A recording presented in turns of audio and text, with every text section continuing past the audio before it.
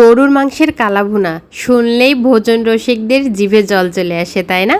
গরুর মাংসের কালাভুনাটা একদম ঘরোয়া পদ্ধতিতে আজকে আমি শেয়ার করব, যেটা রান্না করতে এক্সট্রা কোনো মশলা দেওয়ার দরকার নেই। আর কালাভুনাটা হবে একদমই পারফেক্ট।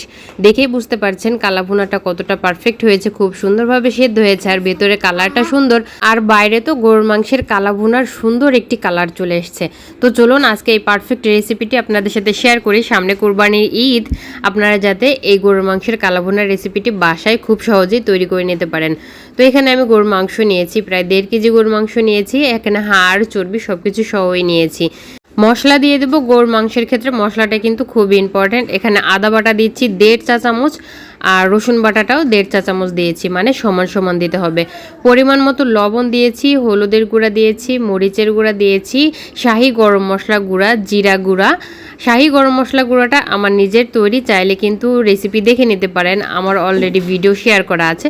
তো যাই হোক, এখানে তেজপাতা, গরম মশলা দিয়েছি, আর পেঁয়াজ কুচি দিয়েছি একটু বেশি করে। সরিষার তেল অবশ্যই দিতে হবে, সরিষার তেলে কালাভুনাটা অনেক বেশি ভালো হয়। তারপরে খুব ভালোভাবে একটু খুন্তি দিয়ে মাখিয়ে নিচ্ছিলাম, কিন্তু হয়নি। পরে হাত দিয়ে ভালো করে মেখে হাতটা ধুয়ে অল্প করে পানি দিয়ে গরু মাংসটা খুব ভালোভাবে রান্না করে সেদ্ধ করে নিয়েছি। আমি কিন্তু এক্সট্রা আর কোনো পানি এখানে ব্যবহার করিনি, এখনও কিন্তু এখানে একটু হালকা পানি পানি আছে, তবে গরু মাংসটা খুব ভালোভাবে সেদ্ধ হয়ে গেছে। এ পর্যায়ে অন্য একটা কড়াইতে সরিষার তেল নিয়েছি, কয়েকটা শুকনো মরিচ দিয়ে শুকনো মরিচটাকে খুব ভালোভাবে ভেজে নিয়েছি।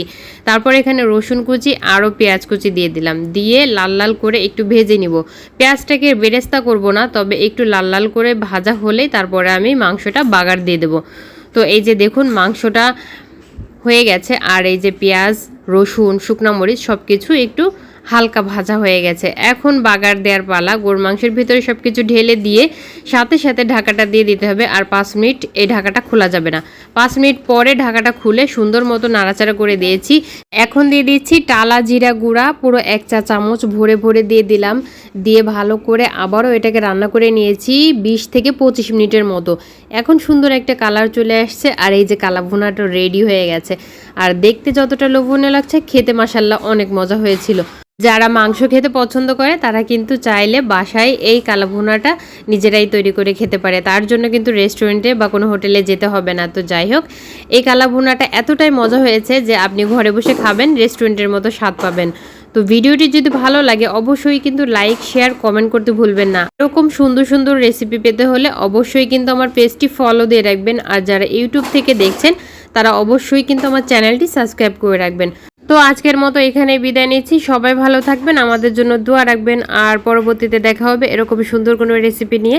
আল্লাহ হাফেজ।